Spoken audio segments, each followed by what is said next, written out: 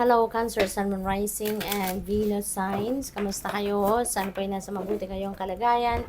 Welcome back po sa Star Tarot. At kung bago kayo rito, welcome din po kayo. Please subscribe, like, share my videos, and leave me a comment po kung nakaresonate po kayo. Thank you. Tignan natin ang mga energies and messages surrounding you. Today, we have the 5 of materials, Cancer. So, siguro ang iba sa inyo rito, medyo baka namang problema sa pera. Baka ang iba sa inyo rito, maybe may mga bills na bayaran, merong kailangan, may mga financial obligations, but maybe restricted, no? Or ano kayo, or ang tawag dito, limited siguro yung inyong resources ngayon, kaya medyo down, no, si Cancer. But anyways, tignan mo yung liwanag, 'di ba? That represents hope. Kaya wag kayong, ito parang lugmok na lugmok kayo, 'di ba? Parang down na down kayo sa ngayon. So sana bumangon na kayo diyan at instead na maging malungkot kayo, instead na ma-low vibe kayo, diskarte gawin ninyo. Isipin ninyo saan kayo pwedeng kumuha ng pera, saan kayo pwedeng humingi ng tulong, 'di ba? Diskarte para makakuha agad kayo ng solusyon sa problema ninyo. Kasi otherwise, if you are going to stay like that, 'di ba? Edi mas lalong mamomroblema kayo. Kasi mas lalong magtatagal, no, yung papaano na lang kung nandiyan na yung due date na, 'di ba? Yung kailangan na, deadline na, yung mga ganon, yung pangangailangan ninyo. Kaya don't lose hope. Okay? Always remember na there will always be someone that will be sent to you by the divine para makatulong sa iyo. No? Kaya wag kayong mahihiyang lumapit, no, sa kung sino man na sa tingin ninyo ay makakatulong din sa inyo. Kasi you never know. Baka yun ang padala ni universe sa iyo para tulungan ka. 'Di ba? Kaya wag kang mawalan ng pag-asa. Always remember na lahat ng problema may solusyon. 'Di ba? Kailangan lang natin hanapin ito. All right? So what else? We have page of inspiration. Ayan, there are information, news na pwedeng dumating dito na magpapa-excite sa iyo, no? That could be related to this 5 of materials. You never know, baka merong kukuha ng inyong serbisyo, baka meron ditong dadating na communication sa inyo, at baka pwedeng merong magbibigay sa iyo ng pera, or merong magpapautang sa iyo, baka meron ka nang nilapitan na hinihingian mo ng tulong. So you never know. So just always be open to your always check your communication lines, always check your social media accounts, kasi baka diyan dadaan, 'di ba, yung communication para sa iyo. All right? At saka kayo, maging bukas kayo sa mga opportunities na lalapit sa inyo, kasi you never know, baka yan ay ang tulong na napadala sa inyo ng divine universe. All right? So we also have 10 of voices. Ayan, so ang iba sa inyo talagang na-down kayo, no? Pero finally, dito at least gusto mo na tong i-give up, gusto mo na tong tapusin na. Parang siguro nararamdaman na rin naman ang iba sa inyo na bigat na kayo dito for quite a long time. So, maaari na marirealize mo sa ngayon na tama na to. 'Di ba? Enough is enough. Parang you already suffered a lot. You're already suffered enough, no? Sa tagal ng panahon.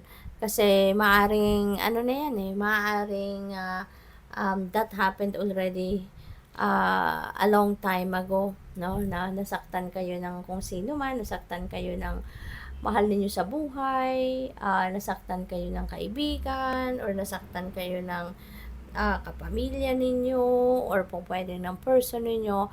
Pero ito, maybe now is the time that you are also going to realize na tama na. 'Di ba? Sobrang marami na kayong iniisip, at hindi na, ayaw nyo na tong dagdagan pa, ayaw nyo tong anuhin pa, padamihin pa by thinking and harboring that resentments na dinulot, no, na kung sino man yan sa buhay ninyo na talagang sinaktan din kayo in the past. So, ngayon, moving forward na kayo, moving on na kayo from that situation which is really good, 'di ba? Kasi kahit papano, mababawasan na, no? Yung bigat na bitbit ninyo sa sarili ninyo. So, good luck. So, what else? Cancer, thank you for subscribing to my channel. And if you haven't subscribed yet, subscribe na po kayo. Please click the join button po sa baba ng video kung gusto po ninyong mag-member sa channel.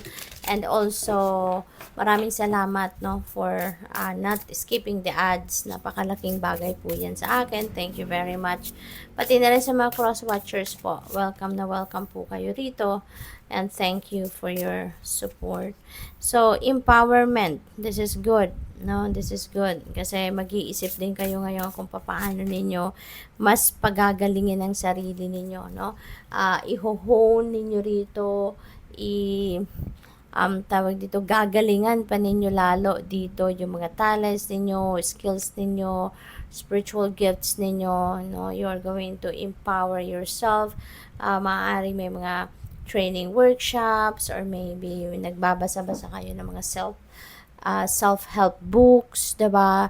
To empower yourself in any way, to improve yourself in any way. So this is good kasi ready kayo to evolve into the best version of yourself.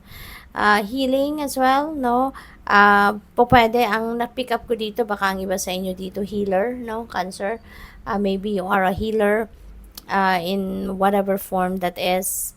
Pwede rin na you are going to embrace that healing powers na meron kayo, no? And you are going to start helping other people to heal, diba? Their various situations. Pwede rin na meron kayong mga sitwasyon din na nangangailangan ng healing.